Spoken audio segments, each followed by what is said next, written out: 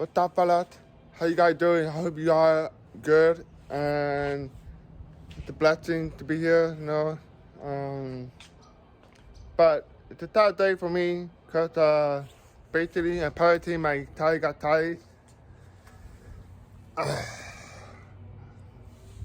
It's really bad, and it looks like I have to buy a new tire for the front too. I mean, I already got the back rear tire, you know, make it Thompson.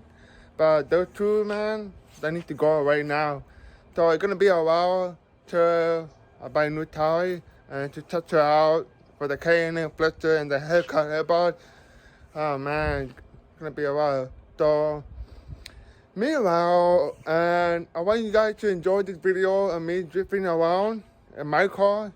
You know, I hope you guys enjoy. So I see you guys in the next video. So please join and let me know in the comment, and yeah, and that's it.